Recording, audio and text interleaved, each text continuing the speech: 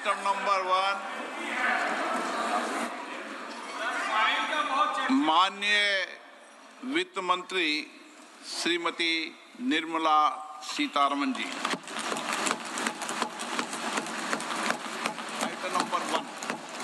Item number 1.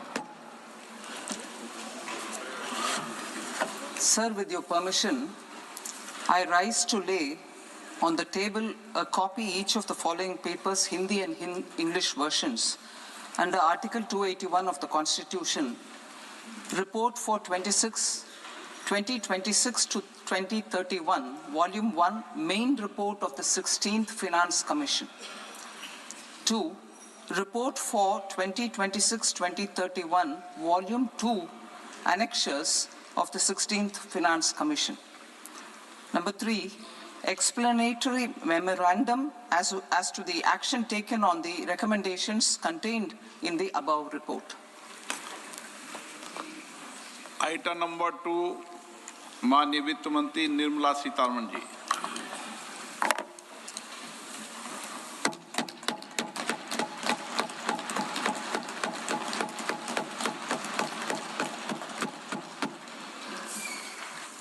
Honorable Speaker, sir, on the sacred occasion of Magh Purnima and the birth anniversary of Guru Ravidas, I present the budget for the year 2026-2027. Since we assumed office 12 years ago, India's economic trajectory has been marked by stability, fiscal discipline, sustained growth, and moderate inflation. This is the result of conscious choices we have made, even in times heightened uncertainty and disruption. Our government, led by Honorable Prime Minister Modi, has decisively and consistently chosen action over ambivalence, reform over rhetoric, and people over populism. We have pursued far-reaching structural reforms, fiscal prudence and monetary stability, whilst maintaining a strong thrust on public investment. Keeping Atmanirbharta as a lodestar, we have built domestic manufacturing capacity, energy security, and reduced critical import dependencies. Simultaneously, we have ensured that citizens benefit from every action of the government, undertaking reforms to support employment generation, agricultural productivity, household purchasing power, and universal services to people. These measures have delivered a high growth rate of around 7% and helped us make substantial strides in poverty reduction and improvement in the lives of our people. Today, we face an external environment in which trade and multilateralism are imperiled and access to resources and supply chains are disrupted. New technologies are transforming production systems while sharply increasing demands on water, energy, and critical minerals. India will continue to take confident steps towards Vikasit Bharat, balancing ambition with inclusion. As a growing economy with expanding trade and capital needs, India must also remain deeply integrated with global markets, exporting more and attracting stable long-term investment.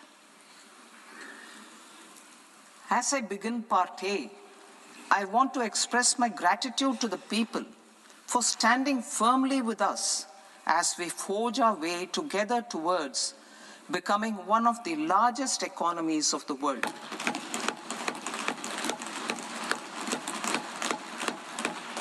Our aim is to transform aspiration into achievement and potential into performance as we ensure that the dividends of growth reach every farmer, the scheduled caste, the scheduled tribes, the nomads, the youth, the poor, and the women.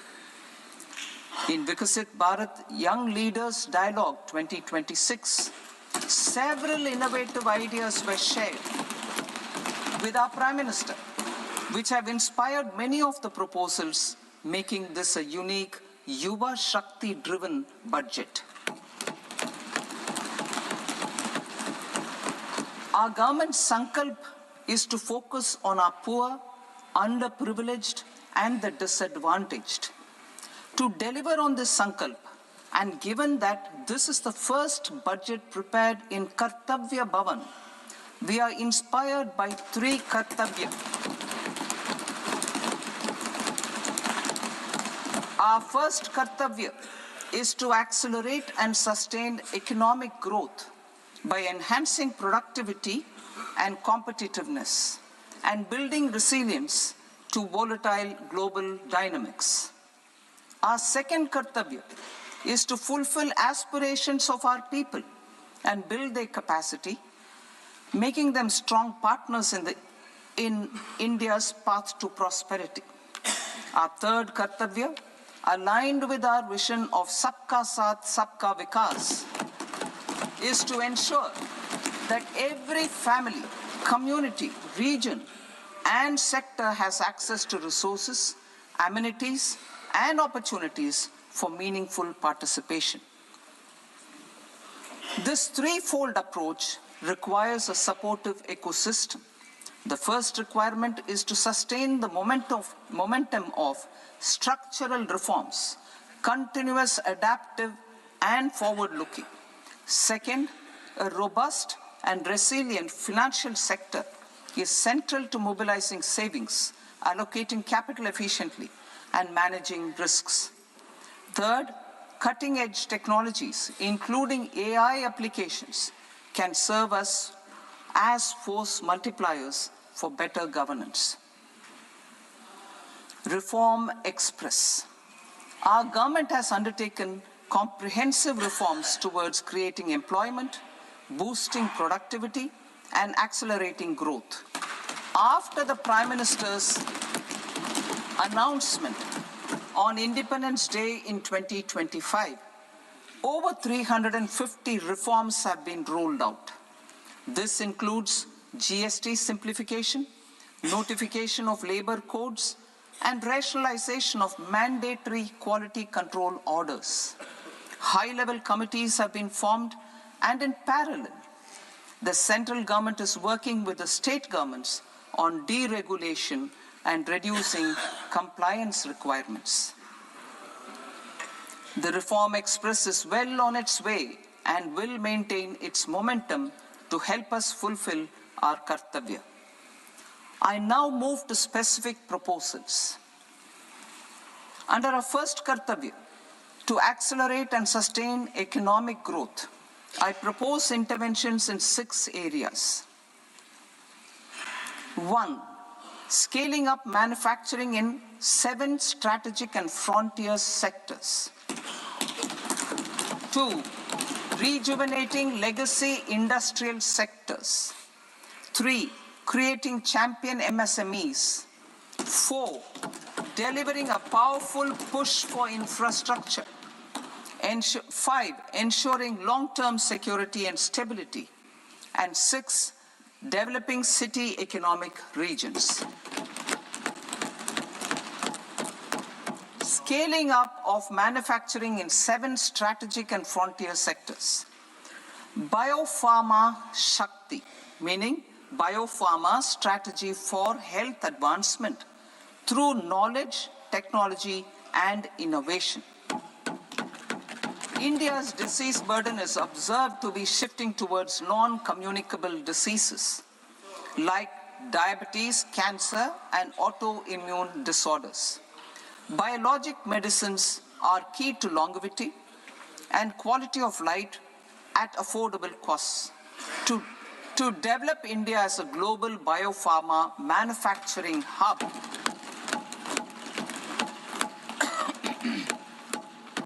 I propose the Biopharma Shakti with an outlay of 10,000 crores over the next 5 years. This will build the ecosystem for domestic production of biologics and biosimilars. The strategy will include a biopharma-focused network with 3 new national institutes of pharmaceutical education and research, popularly known as NIPERS, and upgrading 7 existing ones. It will also create a network of 1,000 accredited India clinical trials sites. We propose to strengthen the Central Drug Standard Control Organization to meet global standards and approve timeframes through and approval timeframes through a dedicated scientific review cadre and specialists. India's Semiconductor Mission 1.0 expanded India's semiconductor sector capabilities. Building on this, we will launch ISM 2.0 to produce equipment and materials, design full-stack Indian IP, and fortify supply chains. We will also focus on industry-led research and training centers to develop technology and skilled workforce. The Electronics Components Manufacturing Scheme, launched in April 2025 with an outlay of 22,919 crores, already has investment commitments at double the targets. We propose to increase the outlay to 40,000 crores to capitalize on this momentum.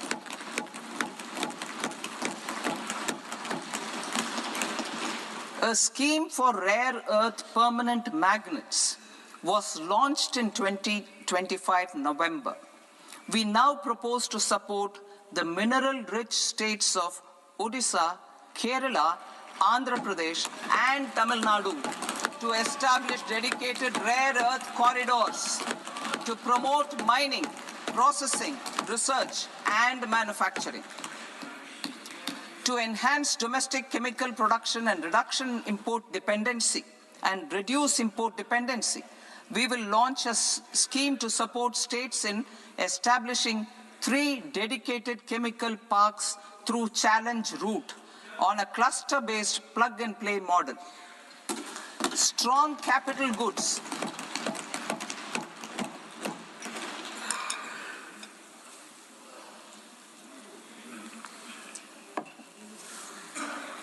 Strong capital goods capability is a determinant of productivity and quality across different sectors. Towards building this capacity, I propose the following. High-tech tool rooms will be established by central public sector enterprises at 2 locations as digitally enabled automated service bureaus that locally design, test, and manufacture high-precision components at scale and at lower cost. 2, a scheme for enhancement of construction and infrastructure equipments will be introduced to strengthen domestic manufacturing of high value and technologically advanced CIE. This can range from lifts in a multi-storied apartment or firefighting equipment in multiplexes, large or small, and to tunnel boring equipments for building metros and high-altitude roads. I also propose a scheme for container manufacturing to create a globally competitive container manufacturing ecosystem with a budgetary allocation of 10,000 crores over a 5-year period. For the labor-intensive textile sector, I propose an integrated program with 5 subparts. 1, the National Fiber Scheme for self-reliance in natural fibers, such as silk, wool, and jute, man-made fibers, and new-age fibers. Textile expansion and employment scheme to modernize traditional clusters with capital support for machinery, technology upgradation, and common testing and certification centers.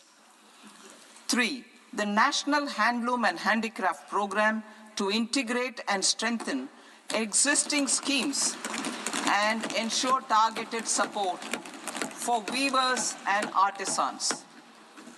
Tex Eco Initiative to promote globally competitive and sustainable textiles and apparels. Samarth 2.0 to modernize the upgrade the textile skilling ecosystem through collaboration with industry and academic institutions. Further, I propose to set up mega textile parks in challenge mode. They can also focus on bringing value addition to technical textiles. I propose to launch the Mahatma Gandhi Gram Swaraj initiative to strengthen khadi, handloom, and handicrafts. This will help in global market linkage and branding. It will streamline and support training, skilling, quality of process, and production. This will benefit our weavers, village industries, One District, One Product ODOP initiative, and also our rural youth. India has the potential to emerge as a global hub for high-quality, affordable sports goods. I propose a dedicated initiative for sports goods that will promote manufacturing, research, and innovation in equipment design, as well as material sciences. Rejuvenation of legacy industrial clusters. I propose to introduce a scheme to revive 200 legacy industrial clusters to improve their cost competitiveness and efficiency through infrastructure and technology upgradation. Creating champion SMEs and supporting micro enterprises. Recognizing MSMEs as a vital engine of growth, I propose a three-pronged approach to help them grow as champions. Equity support. I propose to introduce a dedicated 10,000 crores SME growth fund to create future champions, incentivizing enterprises based on select criteria. I also propose to top up the Self-Reliant India Fund, set up in 2021, with 2,000 crores to continue support to micro enterprises and maintain their access to risk capital. Liquidity support. With TREDS, more than 7 lakh crore has been made available to MSMEs. To leverage its full potential, I propose 4 measures. 1, mandate TREDS as the transaction settlement platform for all purchases from MSMEs by CPSEs, serving as a benchmark for other corporates. 2, introduce a credit guarantee support mechanism through CGTMSE for invoice discounting on TREDS platform. 3, link GEM with TREDS for sharing information with financiers about government purchases from MSMEs, encouraging cheaper and quicker financing. 4, introduce TREDS receivables as asset-backed securities, helping develop a secondary market, enhancing liquidity and settlement of transactions. Professional support. Government will facilitate professional institutions such as the ICAI, ICSI, ICMAI to design short-term modular courses and practical tools to develop a cadre of corporate mitras, especially in Tier 2 and Tier 3 towns.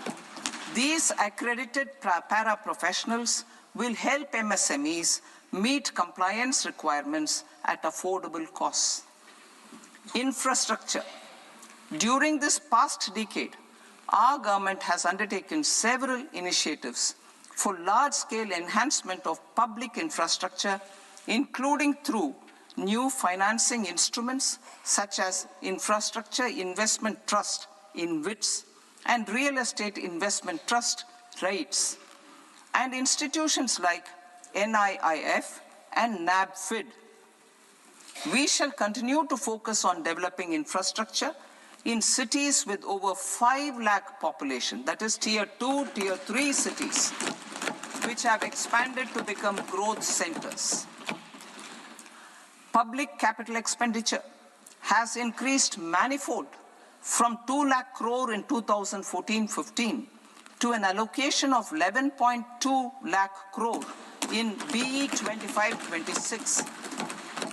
In this coming year, that is financial year 2026-27, I propose to increase it to 12.2 lakh crores to continue the momentum.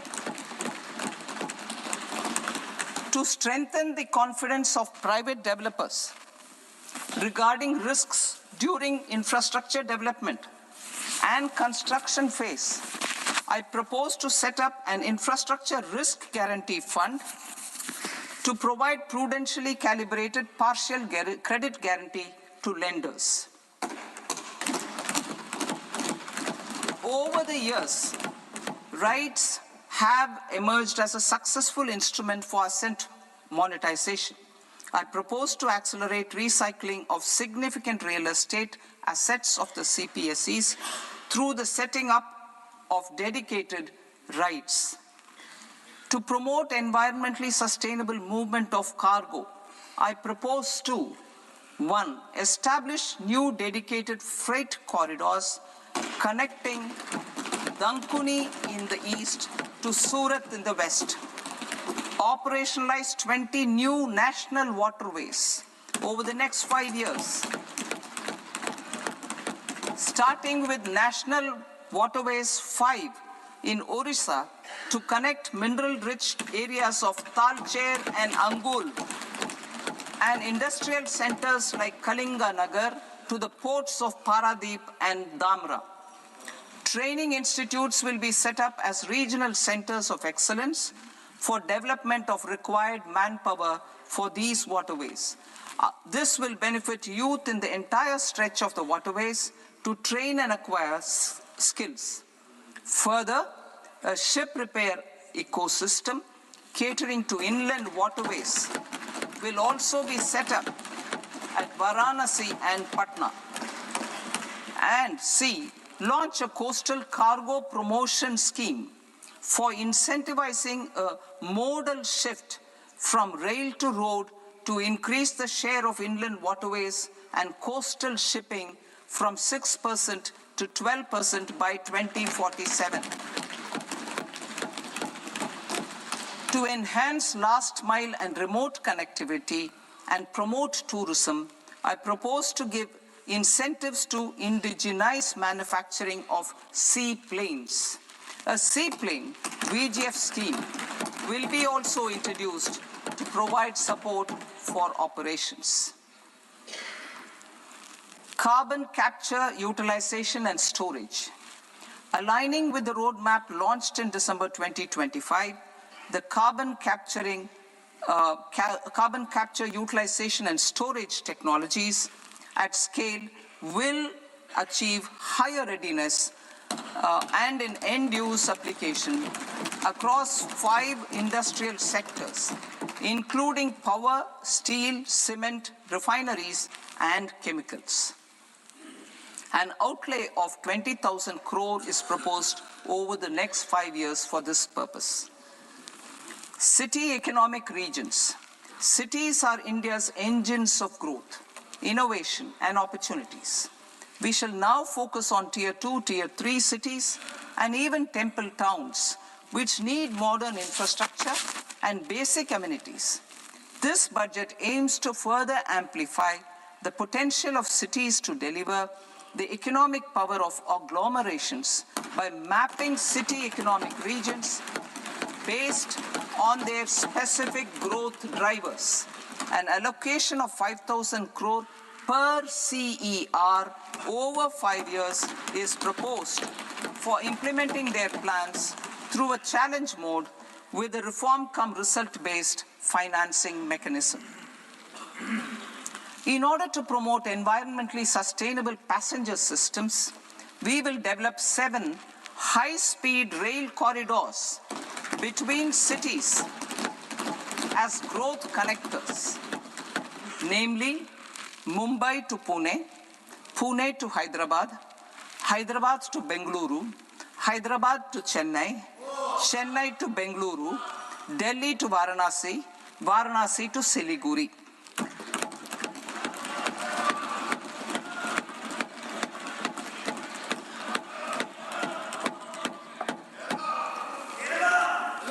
Financial sector. The Indian banking sector today is characterized by strong balance sheet, historic highs in profitability, improved asset quality, and coverage exceeding 98% of villages in the country. At this juncture, we are well placed to futuristically evaluate the measures needed to continue on the path of reform-led growth of this sector. I propose setting up a high-level committee on banking for Vikasit Bharat.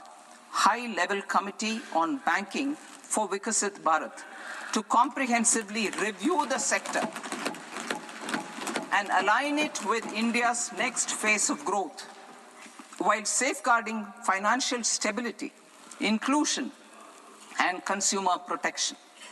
The vision for NBFCs for Vikasit Bharat has been outlined with clear targets for credit disbursement and technology adoption in order to achieve scale and improve efficiency in the public sector NBFCs.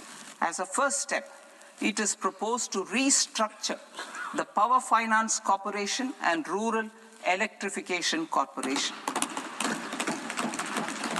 I propose a comprehensive review of the foreign exchange management non-debt instruments rules to create a more contemporary, user-friendly framework for foreign investments consistent with India's evolving economic priorities.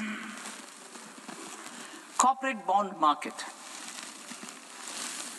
I propose to introduce a market-making framework with suitable access to funds and derivatives on corporate bond indices.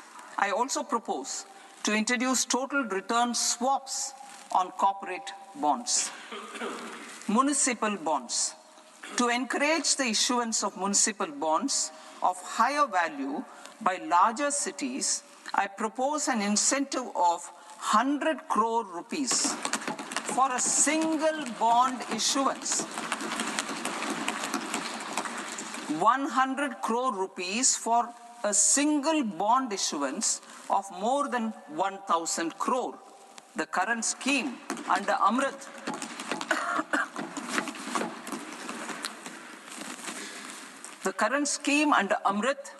which incentivizes issuances up to 200 crores only, will also continue to support smaller and medium towns. That will also continue to support the smaller and medium towns. Ease of doing business. Individual persons resident outside India, PROI, will be permitted to invest in equity instruments of listed Indian companies through the Portfolio Investment Scheme.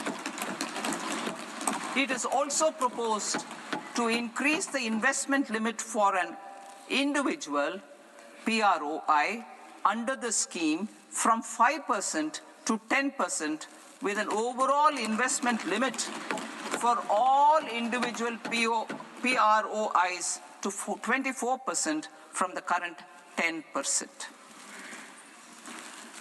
Emerging technologies including AI. 21st century is technology-driven. Adoption of technology is for the benefit of all people. Farmers in the field, women in STEM, youth keen to upskill, and Divyangjan to access newer opportunities. The government has taken several steps to support new technologies through AI Mission, National Quantum Mission, Anusandhan National Research Fund, and Research and Development and Innovation Fund. Our second kartavya is to fulfill aspirations and build capacities. Close to 25 crore individuals have come out of multi-dimensional poverty through a decade of our government's sustained and reform-oriented efforts.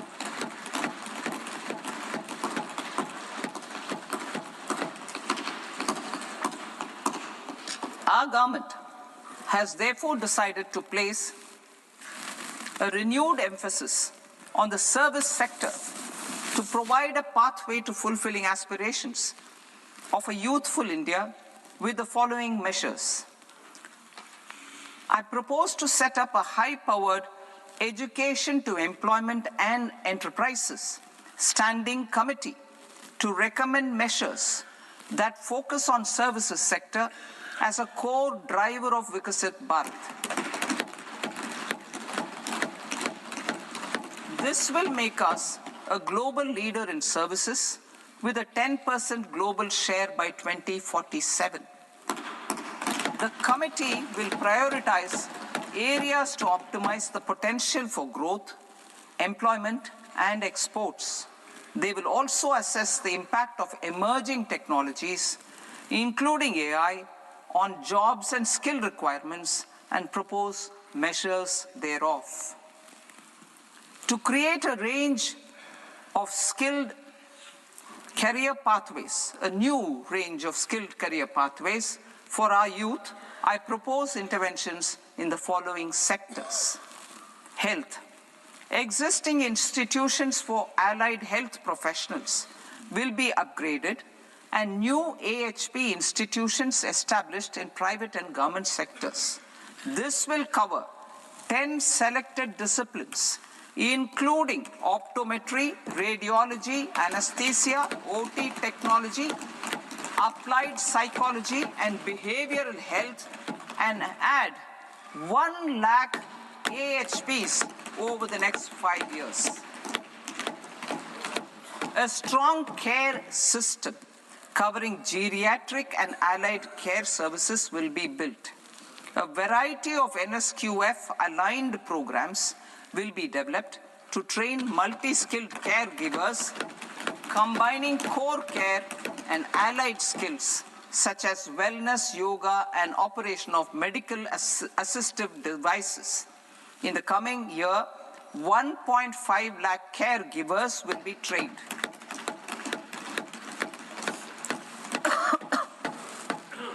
Hubs for medical value tourism. To promote India as a hub for medical tourism services, I propose to launch a scheme to support states in establishing 5 regional medical hubs in partnership with the private sector. These hubs will serve as integrated healthcare complexes that combine medical, educational, and research facilities. They will have Ayush centers, medical value tourism facilitation centers, and infrastructure for diagnostics, post-care, and rehabilitation. These hubs will provide diverse opportunities, job opportunities for health professionals, including doctors and AHPs. Ancient Indian yoga, already respected in several parts of the world, was given a mass global recognition when Honorable Prime Minister took it to the UN. Post-COVID, Ayurveda gained a similar global acceptance and recognition.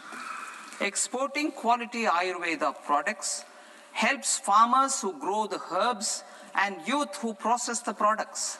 To meet growing global demand, a few more steps are being taken.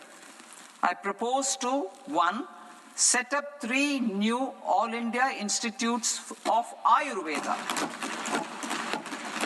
2, upgrade Ayush pharmacies and drug testing labs for higher standards of certification ecosystem and make available more skilled personnel. 3, upgrade the WHO Global Traditional Medicine Center in Jamnagar to bolster evidence-based research, training, and awareness for traditional medicine. Animal husbandry. Livestock contributes to close to 16% of farm income, including of poor and marginal households. To scale up availability of veterinary professionals by more than 20,000, I propose to roll out a loan-linked capital subsidy support scheme for establishment of veterinary and para-veterinary colleges, veterinary hospitals, diagnostic laboratories, and breeding facilities in private sector. Collaboration between Indian and foreign institutions will also be facilitated. Orange economy. India's animation, visual effects, gaming, and comics sector, AVGC sector, is a growing industry projected to require 2 million professionals by 2030. I propose to support the Indian Institute of Creative Technologies, Mumbai, in setting up AVGC content creator labs in 15,000 secondary schools all over the country and 500 colleges. The Indian design industry is expanding rapidly, and yet there is a shortage of Indian designers. I propose to establish, through Challenge Route, a new National Institute of Design to boost design education and development in the eastern region of India. Education. Our government will support states through Challenge Route in creating 5 university townships in the vicinity of major industrial and logistics corridors. These planned academic zones will host multiple universities, colleges, and research institutions, skill centers, and residential complexes. In higher education, STEM institutions, prolonged hours of study and laboratory work pose some challenges for girl students. Through VGF, Viability Gap Funding and capital support, 1 girls' hostel will be established in every district.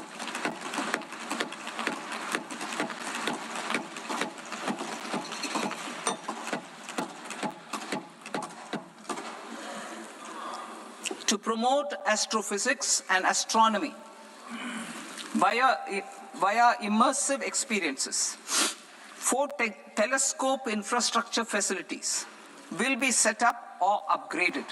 The National Large Solar Telescope, the National Large Optical Infrared Telescope, the Himalayan Chandra Telescope, and the Cosmos 2 Planetarium.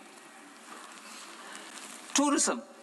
The tourism sector has the potential to play a large role in the employment generation, forex earnings, and expanding the local economy. I propose to set up a National Institute of Hospitality by upgrading the existing National Council for Hotel Management and Catering Technology. It will function as a bridge between academia, industry, and government.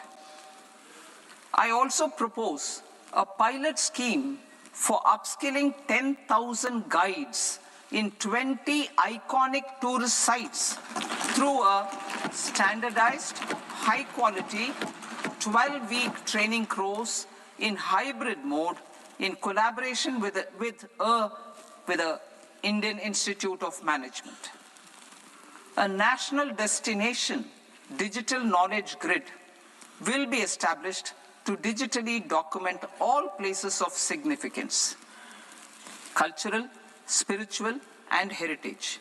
This initiative will create a new ecosystem of jobs for local researchers, historians, content creators, and technology partners.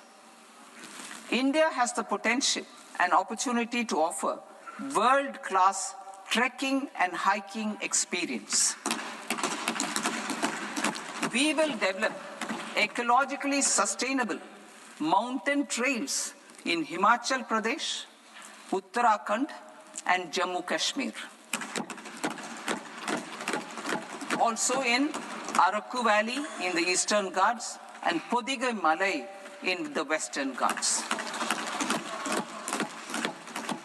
Turtle trails along key nesting sites in the coastal areas of Odisha Karnataka and Kerala.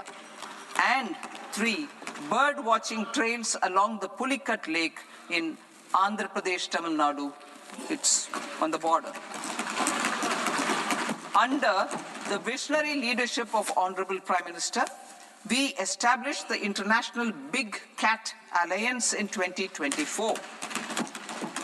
This year, India is hosting the first ever Global Big Cat Summit, where heads of governments and ministers from 95 range countries will deliberate on collective strategies for conservation.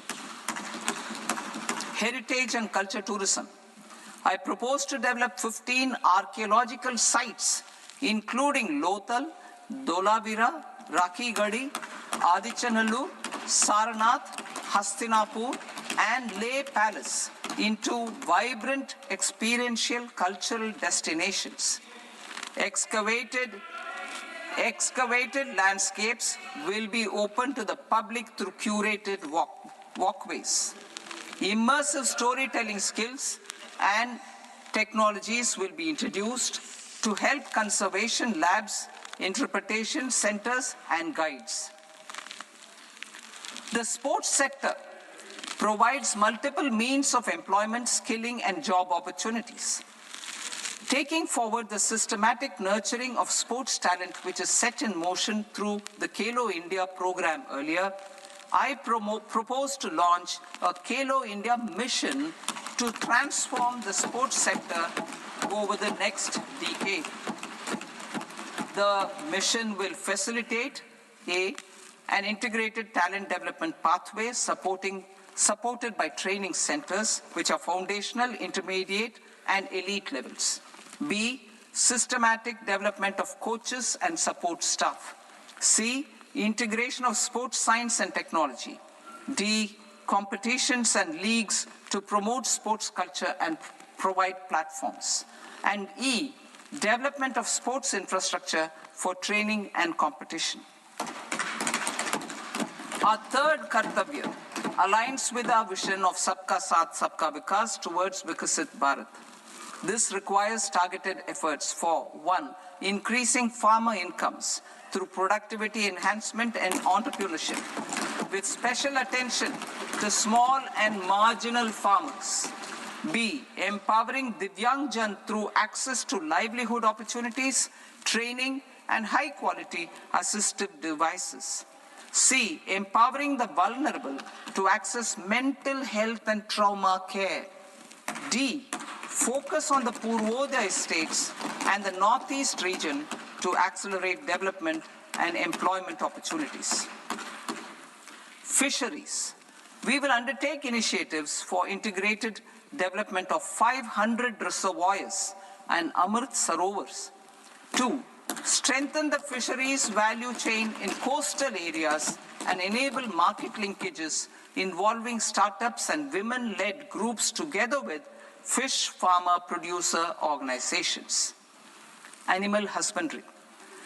To provide quality employment opportunities in rural and peri-urban areas, we will support the animal husbandry sector in entrepreneurship development through A, credit-linked subsidy program, B, scaling up and modernization of livestock enterprises, C, enhanced creation of livestock, dairy, and poultry,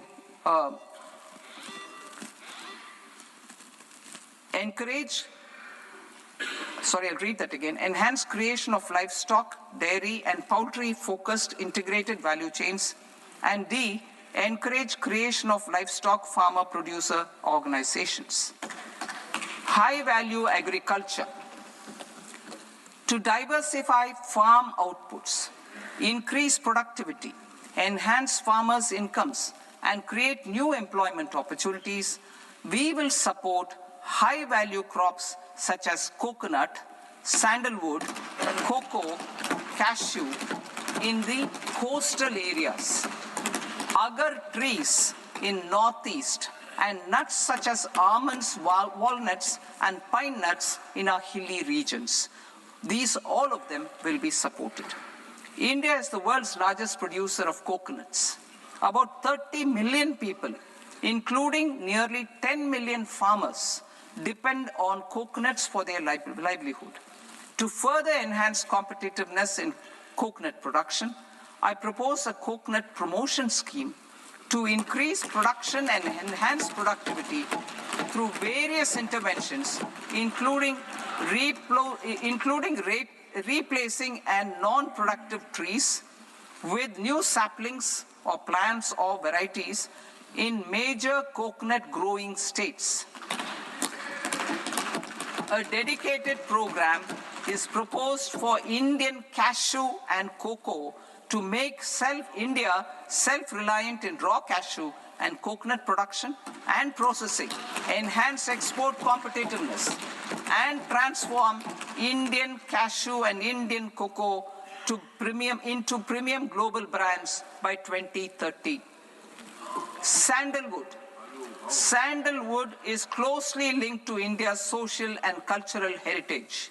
Our government will partner with state governments to promote focused cultivation and post-harvest processing to restore the glory of the Indian sandalwood ecosystem, to rejuvenate old, low-yielding orchards, and expand high-density cultivation of walnuts, almonds, and pine nuts. We will support a dedicated program to enhance farmer incomes and in bringing value addition by engaging youth. Bharat Vistar, that is virtually integrated system to access agricultural resources. I propose to launch Bharat Vistar, a multilingual AI tool that shall integrate the AgriStack portals and the ICAR package on agricultural practices with AI systems. This will enhance farm productivity, enable better decisions for farmers, and reduce risk by providing customized advisory support. She Marts for rural women-led enterprises. Building on the success of Lakpati Didi program, I propose to help women take the next step from credit-linked livelihoods to being owners of enterprises. Self-help entrepreneur, She Marts will be set up as community-owned retail outlets within the cluster-level federations through enhanced and innovative financing instruments. Empowering Divyangjan. Divyangjan Kaushal Yojana. Information technology, AVGC sectors, hospitality and food and beverages sectors often offer task-oriented and process-driven roles which are suitable for Divyangjan. We will ensure dignified livelihood opportunities through industry-relevant and customized training specific to each Divyangjan group. Divyang Sahara Yojana. Timely access to high-quality assistive devices for all eligible Divyangjan is a fundamental need. I propose to, 1, support the Artificial Limbs Manufacturing Corporation of India, Alimco, to set up and to scale up production of assistive devices, invest in R&D and AI integration, strengthen PM Divyasha Kendras, and support setting up of assistive technology marts as modern retail style centers where Divyangjan and senior citizens can see, try, and purchase assistive products. Reaffirming our commitment to mental health and trauma care. There are no national institutes for mental health care in North India. We will therefore set up a NIMHANS 2 and also upgrade national mental health institutes in Ranchi and in Tezpur as regional apex institutions. Emergencies expose families, particularly the poor and vulnerable, to unexpected expenditure. We will strengthen and increase these capacities by 50% in district hospitals by establishing emergency and trauma care centers. Focus on Purvodaya states and northeastern regions. Purvodaya, I propose the development of an integrated East Coast industrial corridor with a well-connected node at Durgapur, creation of 5 tourism destinations in 5 Purvodaya states, and the provision of 4,000 e-buses. Buddhist sites in northeastern region. The northeastern region is a civilizational confluence of Theravada and Mahayana or Vajrayana traditions. I propose to launch a scheme for development of Buddhist circuits in Arunachal Pradesh, Sikkim, Assam, Manipur, Mizoram, and Tripura. The scheme will cover preservation of temples and monasteries, pilgrimage interpretation centers, connectivity, and pilgrim amenities. 16th Finance Commission. On 17th November 2025, the 16th Finance Commission submitted its report to the President. As mandated under Article 281 of the Constitution, the government is to lay the report along with the explanatory memorandum on the action taken report on the recommendations of the Commission in Parliament, which, Sir, Honourable Speaker, you've allowed me to do at the commencement of this session. The government has accepted the recommendation of the Commission to retain the vertical share of devolution at 41%. As recommended by the Commission, I have provided 1.4 lakh crores of rupees to the states for the year 2026-2027 as Finance Commission grants. These include rural and urban local body and disaster management grants. Fiscal consolidation. Government has been delivering on our fiscal commitments consistently without compromising on social needs. To strive towards accepted standards of fiscal management in Budget 25-26, I had indicated that the central government would target reaching a debt-to-GDP ratio of 50 plus or minus 1% by 2030-31. In line with this, the debt-to-GDP ratio is estimated to be 55.6% of GDP in BE 26-27. compared to 56.1% of GDP in RE 25-26. A declining new Income Tax Act. In July 2024, I announced a comprehensive review of the Income Tax Act 1961. This was completed in a record time, and the Income Tax Act 2025 will come into effect from 1st April 2026. The simplified income tax rules and forms will be notified shortly, giving adequate time to taxpayers to acquaint themselves with its requirements. The forms have been redesigned such that ordinary citizens can comply without difficulty. Ease of living. I propose that any interest awarded by the Motor Accident Claims Tribunal to a natural person will be exempt from income tax, and any TDS on this account will be done away with. I propose to reduce TCS rate on the sale of overseas tour program package from the current 5% and 20% to 2% without any stipulation of amount. I propose to reduce TCS rate for pursuing education and for medical purposes under the Liberalized Remittance Scheme, popularly known as LRS, from 5% to 2%. Supply of manpower services is proposed to be specifically brought within the ambit of payment to contractors for the purpose of TDS to avoid ambiguity. Thus, TDS on these services will be at the rate of either 1% or 2% only.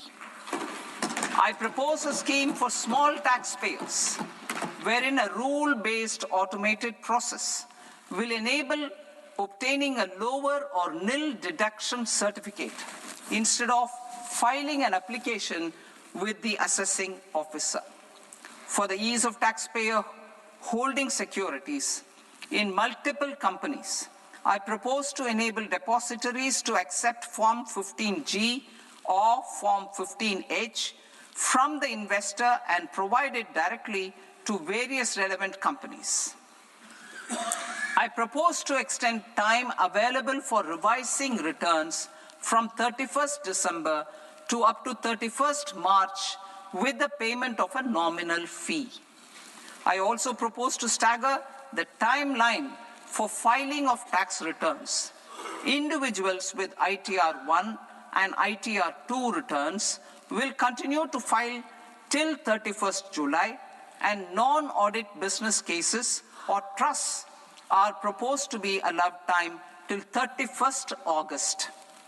TDS on sale of immovable property by a non-resident is proposed to be deducted and deposited through resident buyers and his or her PAN-based challan instead of requiring a TAN, which is a temporary accounting number. To address practical issues of small taxpayers like students, young professionals, tech employees, relocated NRIs, and such others, I propose to introduce a one-time 6-month foreign asset disclosure scheme for these taxpayers to disclose income or assets below a certain size. This scheme would be applicable for two categories of taxpayers, namely, A, who did not disclose their overseas income or assets, and B, who disclosed their overseas income and or paid due tax but could not declare the asset acquired. For category A, the limit of undisclosed income or asset is proposed to be up to 1 crore rupees. They need to pay 30% of fair market value of asset or 30% of undisclosed income as tax and 30% as additional income tax in lieu of penalty, and would thereby get immunity from prosecution. For category B, asset value is proposed to be up to 5 crore rupees. Here, immunity from both penalty and prosecution will be available with a payment of fee of 1 lakh rupees. Rationalizing penalty and prosecution. Multiplicity of proceedings are hindrance to the ease of doing business. I propose to integrate assessment and penalty proceedings by way of a common order for both.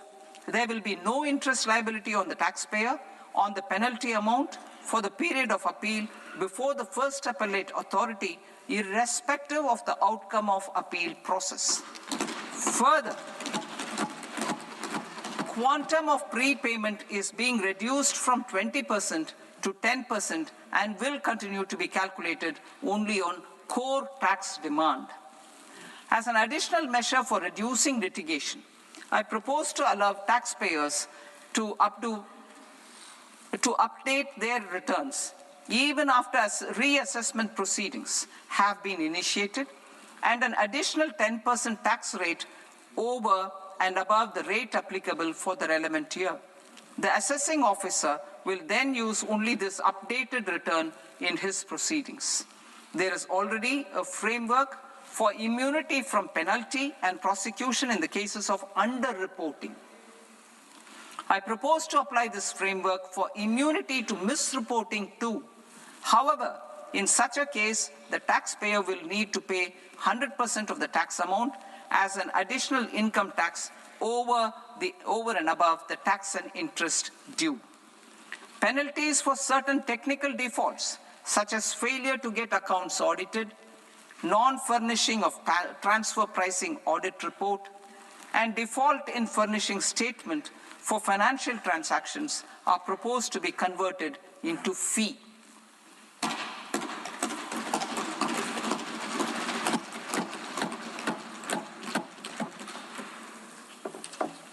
I propose to rationalize prosecution framework under Income Tax Act while maintaining a careful balance for deterrence in some serious offense.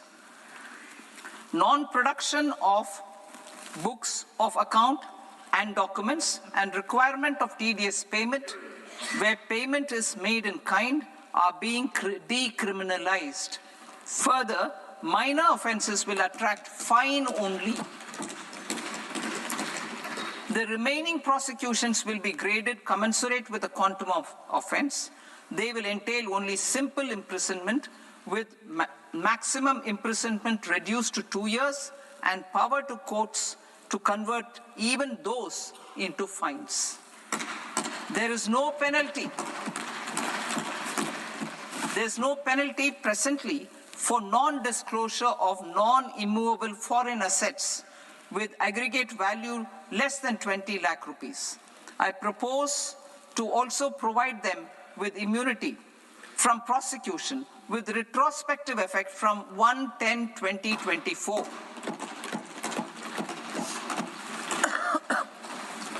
Cooperatives. Deduction is already allowed to a primary cooperative society engaged in supplying milk, oilseeds, fruits or vegetables raised or grown by its members. I propose to extend this deduction to also include supply of cattle feed and cotton seed produced by its members. I propose to allow inter-cooperative society dividend income as deduction under the new tax regime to the extent it is further distributed to its members. I further propose to allow exemption for a period of 3 years to dividend income received by a notified national cooperative federation on their investments made in companies up to 31/1/2026. This exemption would be allowed only for dividends further distributed to its member cooperatives. Supporting IT sector as India's growth engine. India is a global leader in software development services, IT-enabled services, knowledge process outsourcing services, and contract R&D services relating to software development. These businesses and their segments are quite interconnected with each other. All these services are proposed to be clubbed under a single category of information technology services with a common safe harbor margin of 15.5% applicable to all. The threshold for availing safe harbor for IT services is being enhanced substantially from 300 crore rupees to 2,000 crore rupees. Safe harbor for IT services shall be approved by an automated rule-driven process without any need for tax officer to examine and accept the application. Once applied by an IT services company, the same safe harbor can be continued for a period of 5 years at a stretch at its choice. For IT services companies who want to conclude advanced pricing agreement, APA, I propose to fast-track unilateral APA process for IT services and endeavor to conclude it within a period of 2 years. The period of 2 years can be extended by a further period of 6 months on taxpayers' request. I propose to extend the facility of modified returns available to the entity entering APA to its associated entities also. Attracting global business and investment. Recognizing the need to enable critical infrastructure and boost investment in data centers, I propose to provide tax holiday till 2047 to any foreign company that provides cloud services to customers globally by using data center services from India. It will, however, need to provide services to Indian customers through an Indian reseller entity. I also propose to provide a safe harbor of 15% on cost in case the company providing data center services from India is a related entity. To harness the efficiency of just-in-time logistics, For electronic manufacturing, I propose to provide safe harbor to non-residents for component warehousing in a bonded warehouse at a profit margin of 2% of the invoice value. The resultant tax of about 0.7% will be much lower than in competing jurisdictions. To provide fillip to toll manufacturing in India, I propose to provide exemption from income tax for 5 years to any non-resident who provides capital goods, equipment, or tooling to any toll manufacturer in a bonded zone. To encourage vast pool of global talent to work in India for a longer period of time, I propose to provide exemption to global, non-India sourced income of a non-resident expert for a stay period of 5 years under notified schemes.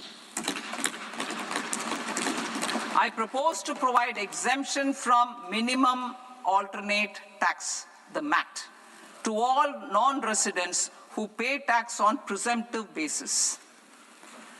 Tax administration. I propose to constitute a joint committee of Ministry of Corporate Affairs and Central Board of Direct Taxes for incorporating the requirements of income computation and disclosure standards, the ICDS, in the Indian Accounting Standards, IND AS itself. Separate accounting requirement based on ICDS will be done away with from the tax year 27-28. To support Prime Minister Modi's vision of homegrown accounting and advisory firms to become global leaders, I propose to rationalize the definition of accountant for the purposes of safe harbor rules. Other tax proposals. Change in taxation of buyback was brought in to address the improper use of buyback route by promoters.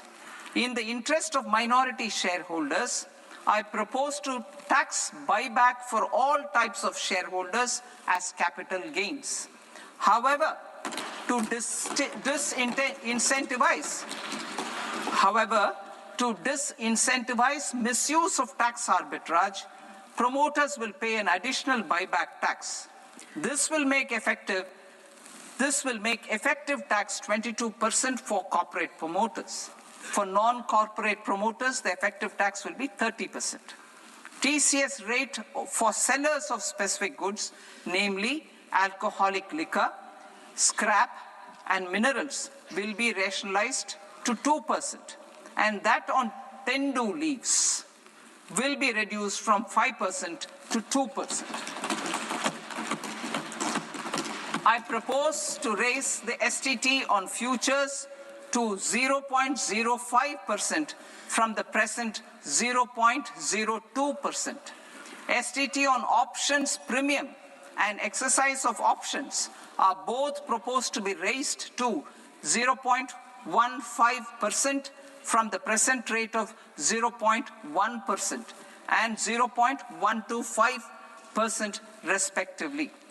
We reformed the taxation landscape for corporates in 2019 by providing them a simplified regime with lower tax rate so that they could productively focus on business rather than on claim of deductions and exemptions. To encourage companies to shift to the new regime, set off of brought forward MAT credit, minimum alternate tax credit, is proposed to be allowed to companies only in the new regime. Set off using available MAT credit is proposed to be allowed to an extent of 1/4 of the tax liability in the new regime. MAT is proposed to be made final tax, so there will be no further credit accumulation from 1st April 2026. In line with this change, the rate of final tax is being reduced to 14% from the current MAT rate of 15%. The brought forward MAT credit of taxpayers accumulated till 30th March 2026 will continue to be available to them for set-off as above. Indirect taxes. I shall now take up proposals related to indirect taxes. My proposals for customs and central excise aim to further simplify the tariff structure, support domestic manufacturing, promote export competitiveness, and correct inversion in duty. To continue weeding out long-continuing customs duty exemptions, I propose to remove certain exemptions on items which are being manufactured in India or where the imports are negligible. Similarly, to further simplify the process of ascertaining the rate of duty applicable on a particular item, I propose to incorporate certain effective rates in various customs notifications to the tariff schedule itself.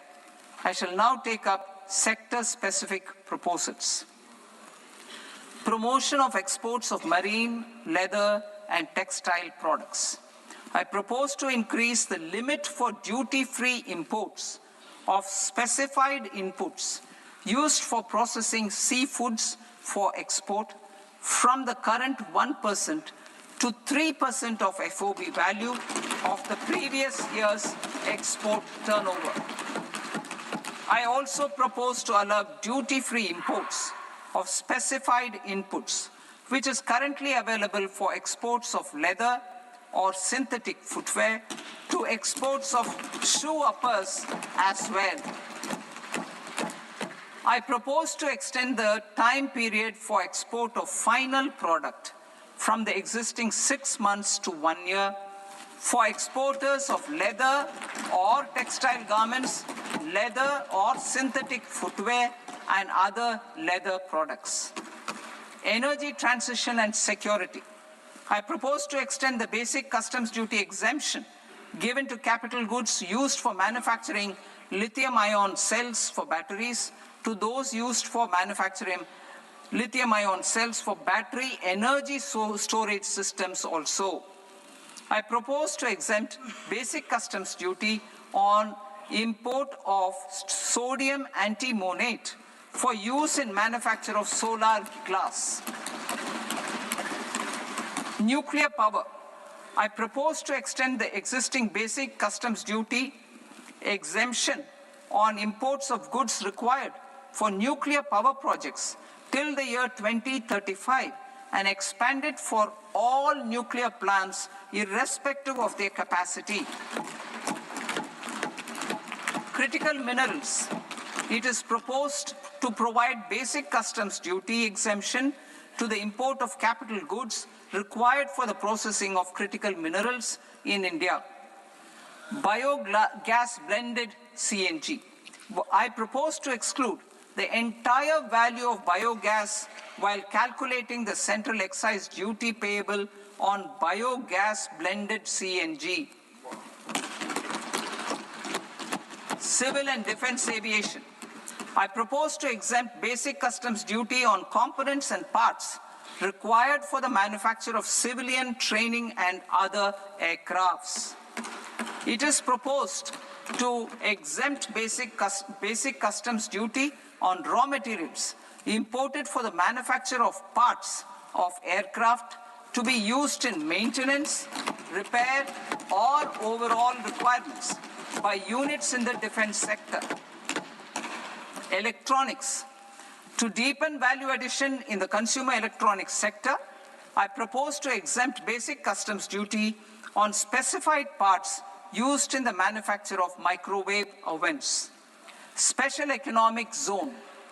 To address the concerns arising about utilization of capacity by manufacturing units in the special economic zones due to global trade disruptions, I propose as a special one-time measure to facilitate sales by eligible manufacturing units in SEZs to the domestic tariff area at concessional rates of duty.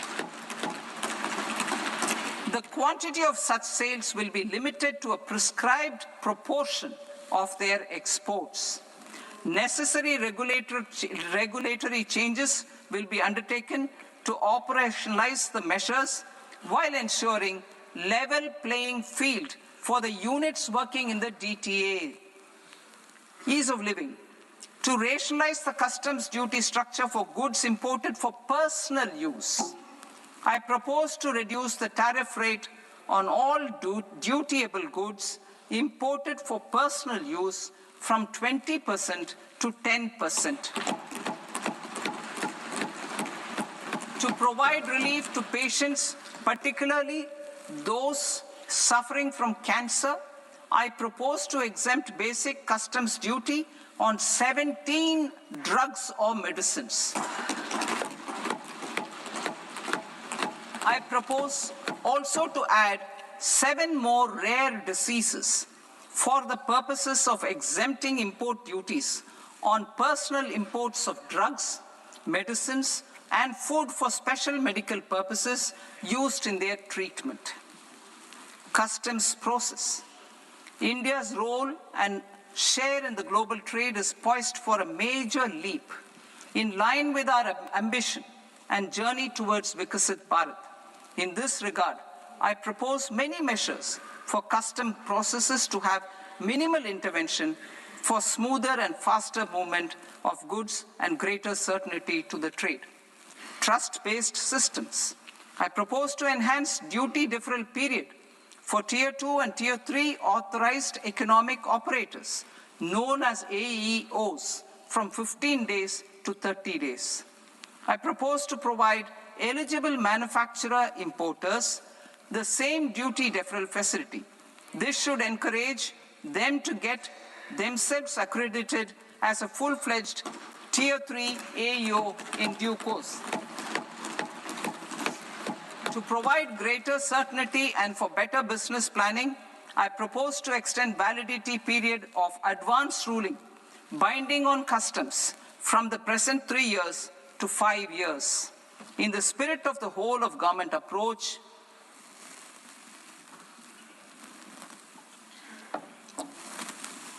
government agencies will be encouraged to leverage AEO accreditation for preferential treatment in clearing their cargo. Regular importers with trusted, long-standing supply chains will be recognized in the risk system so that the need for verification of their cargo every time can be minimized. Export cargo using electronic sealing. Export cargo using electronic sealing will be provided through clearance from the factory premises to the ship. For import of goods not needing any compliance, filing of bill of entry by a trusted importer and arrival of goods will automatically notify customs for completing their clearance formalities. This will enable goods to be released immediately on arrival. The customs warehouse framework will be transformed into a warehouse operator-centric system with a self-declarations, electronic tracking, and risk-based audit. These reforms will move away from the current system of officer-dependent approvals and reduce transaction delays and compliance costs. Ease of doing business. Approvals required for cargo clearance from various government agencies will be seamlessly processed through a single and interconnected digital window by the end of the financial year. Processes involved in clearance of food, drugs, plant, and animal and wildlife products, accounting for about 70% of interdicted cargo, will be operationalized on this system by April 2026 itself. For goods not having any compliance requirement, clearance will be done by customs immediately after online registration is completed by the importer, subject to the payment of duty. Customs integrated system will be rolled out in 2 years as a single integrated and scalable platform for all customs processes. Utilization of non-intrusive scanning with advanced imaging and AI technology for risk assessment will be expanded in a phased manner with the objective to scan every container across all the major ports. New export opportunities to support Indian fishermen to fully harness the economic value of marine resources beyond our territorial waters. The following measures will be taken. A. Fish catch by an Indian fishing vessel in exclusive economic zone or on the high seas will be made free of duty. Landing of such fish on foreign port will be treated as export of goods. Safeguards will be put in place to prevent misuse during fish catch, transit, or transshipment. To support aspirations of India's small businesses, artisans, and startups to access global markets through e-commerce, I am pleased to announce complete removal of the current value cap of 10 lakh rupees per consignment on courier exports. In addition, handling of rejected and returned consignments will be improved with effective use of technology for identifying such consignments. I propose to revise provisions governing baggage clearance during international travel to address genuine concerns of passengers. The revised rules will enhance duty-free allowances in line with the present-day travel realities and provide clarity in temporary carriage of goods brought in or taken out.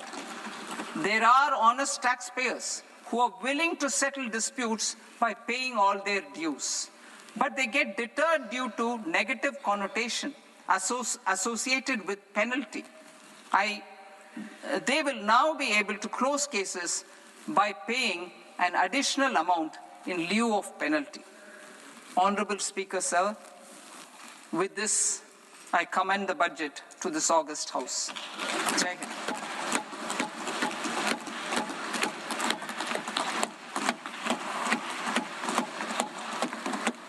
One and a half hours. Item number 3 माननीय वित्त मंत्री जी।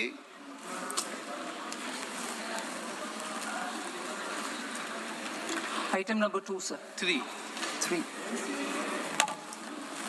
Sir, with your permission, I rise to lay on the table of the following statements under Section 3, 1 of the Fiscal Responsibility and Budget Management Act of 2003. Medium-term fiscal policy cum fiscal policy strategy statement and macroeconomic framework statement. Item number 4 माननीय वित्त मंत्री जी। Sir, with your permission, I move for leave to introduce the Finance Bill 2026. प्रश्न ये कि विधेयक को पुनर्स्थापित करने की अनुमति प्रदान की जाए।